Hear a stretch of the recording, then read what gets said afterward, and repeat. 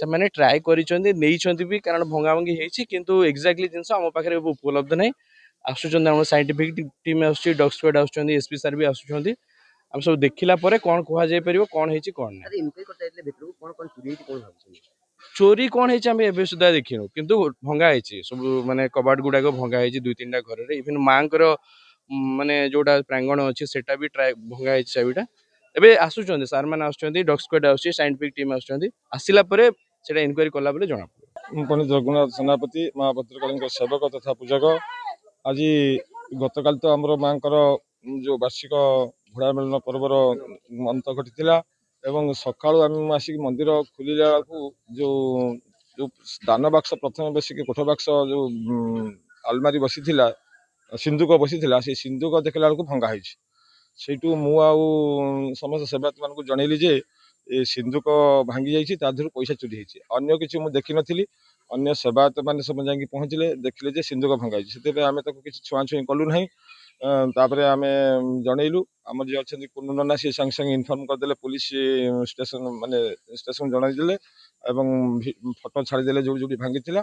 ଆଉ ସମସ୍ତେ ଜାଣିଲେ ଯେ ଚୋରି ହେଇଯାଇଛି, ସେଥିପାଇଁ ଆସିକି ପୋଲିସ ପହଞ୍ଚିଗଲେଣି। ବର୍ତ୍ତମାନ ଏସ୍ପି ଆଉ ସବ୍ କଲେକ୍ଟର ଆସିକି ପହଞ୍ଚିବେ ଏବଂ ଏହାର ତଦନ୍ତ କରିବେ ଏବଂ ଏହା କେମିତି ଭବିଷ୍ୟତରେ ଏମିତି ନ ହେବ ସେଥିପାଇଁ ପଦକ୍ଷେପ ନେବେ ଏବଂ ତୁରନ୍ତ ସିସିଟିଭି ଯେଉଁ ଉତ୍ତମ କ୍ୱାଲିଟିର ସିସିଟିଭି ଲାଗିବା ଦରକାର ଏବଂ ଯଦି ପ୍ରଶାସନ ଚାହିଁବେ ଜଣେ ସିକ୍ୟୁରିଟି ଏଠି ରଖିଲେ ସମସ୍ତ ପ୍ରକାର ବ୍ୟବସ୍ଥା ଜଣେ ରାତିରେ ଜଗିକି ରହିବେ, ଏମିତି ଆଉ ଫ୍ୟୁଚର ଏମିତି ଘଟଣା ଘଟିବନି। ସେଥିପାଇଁ ଏହା ମଧ୍ୟ ପ୍ରଶାସନକୁ ଆମର ଅନୁରୋଧ। ସେବାୟତ ମାନେ ମଧ୍ୟ ସମସ୍ତେ ଚାହୁଁଛନ୍ତି ସେମିତି ଜଣେ କେହି ରହୁ, ରାତିରେ ଜଣେ ମାନେ ପୋଷ୍ଟ କରାଯାଉ, ସେ ଜଣେ ରୁହନ୍ତୁ ଏବଂ ମନ୍ଦିରକୁ ଯୋଗାଯାଉ। କ'ଣ ଚୋରି ହେଇଛି ନ ଚୋରି ହେଇଛି ଆମେ ତ ଭିତରୁ ପଶିନାହୁଁ, କେହି ବି ଛୁଆଁଛୁଇଁ କରିନାହୁଁ। ଆସିଲେ ସାଇଣ୍ଟିଫିକ୍ ଦଳ ଆସିଲେ ଏବଂ ଆମର ଯିଏ ଅଛନ୍ତି ଦାୟିତ୍ୱରେ ସିଏ ମଧ୍ୟ ଦେଖିବେ ଯେ ଭିତରେ ତ ଗଡରେଜ ଭଙ୍ଗା ଯାଇଛି କିନ୍ତୁ ତା ଭିତରେ କ'ଣ ହେଇଛି, କ'ଣ ଯାଇଛି ନ ଯାଇଛି ତାକୁ ଖୋଲିକି ନ ଦେଖିଲେ ଜଣାପଡ଼ିନାହିଁ। ଏବଂ କିଛି ଚୋର ଆମର ଅନୁମାନ ଯେ କୌଣସି ଚାବି ଭଙ୍ଗା ଯାଇନାହିଁ ଭିତରୁ, ଉପର ବାଟେ ମାନେ ଯେଉଁ ଚଢ଼ିକି ଡେଇଁକି ଆସିଛନ୍ତି। ତ ଜଷ୍ଟ ପହଞ୍ଚିଲି। ଏଇଟା ବହୁତ ଦୁଃଖର କଥା ଯେ ମାଆଙ୍କ ପବିତ୍ର ପୀଠରୁ ଚୋରି ମାନେ ହେଇଛି, କାଲି ଗତ ରାତିରେ ହେଇଛି। କ'ଣ ଚୋରି ହେଇଛି ସେଟା ପୋଲିସର ଅନୁସନ୍ଧାନ ହେଲା ପରେ ପ୍ରକୃତରେ ଜଣାପଡ଼ିବ। ଆଉ ଯେଉଁ ସୁରକ୍ଷା ବ୍ୟବସ୍ଥା କଥା କହୁଛନ୍ତି, ଏଠି ଆମର ପୋଲିସ ଟାସ୍କ ଫୋର୍ସ ଏବଂ ହୋମଗାର୍ଡ଼ ରହୁଛନ୍ତି ଏବଂ ସିସିଟିଭିର ଆମର ଯେଉଁଟା କାମ ବର୍ତ୍ତମାନ ଯେଉଁ ଚାଲିଥିଲା R&B ମାଧ୍ୟମରେ କାମ ଚାଲିଥିଲା, ସେ ଇଣ୍ଟିରିୟର କାମ ପାଇଁ ଖୋଲା ହେଇଥିଲା। ଏହାର ସୁଯୋଗ ନେଇକି ବୋଧେ ଚୋରମାନେ ସେ କଥା ମଧ୍ୟ ଜାଣିଛନ୍ତି, ସେ ଇଣ୍ଟେଲିଜେନ୍ସ ମଧ୍ୟ ତାଙ୍କର ମଧ୍ୟ ଅଛି। କେବେ କାମ ଚାଲିବା ବେଳେ ଯେହେତୁ ରିପେୟାର କାମ ଚାଲିଛି ମନ୍ଦିରର, ସେ ସମୟରେ ସେ କରିଛନ୍ତି। ତ ଏହାର ପୁଙ୍ଖାନୁପୁଙ୍ଖ ଅନୁସନ୍ଧାନ କରିବା ପାଇଁ ଏବଂ ତଦନ୍ତ କରିବା ପାଇଁ ମୁଁ କଥା ମଧ୍ୟ ହେଇଛି ପର୍ସନାଲି ଏସ୍ପି ସାର୍ଙ୍କ ସହିତ। ଉପସ୍ଥିତ ଅଛନ୍ତି ଆଡ଼ିସନାଲ୍ ଏସ୍ପି ଏବଂ ଆମର SDPO ଅଛନ୍ତି, ISC ଅଛନ୍ତି। ନିଶ୍ଚିତ ଭାବେ ଯିଏ ଚୋରି କରିଥିବ ଆମେ ପୋଲିସ ସହିତ ଯେଉଁ ଟିମ୍ କରୁଛୁ, ଆମେ ଦୃଢ଼ କାର୍ଯ୍ୟାନୁଷ୍ଠାନ ପୋଲିସ ତଦନ୍ତ କରିକି ନେବ, ତାଙ୍କୁ ଧରିବାରେ ମଧ୍ୟ ସେ ତୁରନ୍ତ ଧରିବାରେ ମଧ୍ୟ ସେମାନେ ପଦକ୍ଷେପ ନେବେ। ଏହାଛଡ଼ା ଯେଉଁ ସୁରକ୍ଷା କଥା ଉଠିଛି, ଏହାକୁ ଆହୁରି କିପରି କଡ଼ାକଡ଼ି କରାଯାଇପାରିବ, ସେଥିପାଇଁ ତୁରନ୍ତ ଆମେ ଆସନ୍ତା କାଲିଠାରୁ କଣ୍ଟ୍ରାକ୍ଟର ଆମର କାମ ଯେହେତୁ ସରି ଆସିଗଲାଣି, ଆମେ ତୁରନ୍ତ ଭଲ ସିସିଟିଭି, ହାଇ କ୍ୱାଲିଟିର ସିସିଟିଭି ତଥା ପୋଲିସକୁ ଆମେ ମଧ୍ୟ କଥା ହେଇଛୁ ଏଠି ସୁରକ୍ଷା ପାଇଁ ସେମାନେ ଷ୍ଟାଫ୍ ମଧ୍ୟ ପ୍ରୋଭାଇଡ଼ କରିବେ। ନା, ମୁଁ ତ ପ୍ରାଥମିକ ଏବେ ଆକଳନ ହେଇପାରେ ନାହିଁ। ପ୍ରାୟ ଯେତିକି ମୁଁ ଖବର ପାଇଲି ସୁନା ଗହଣା ଚୋରି ହେଇନାହିଁ ବୋଲି କହୁଛନ୍ତି।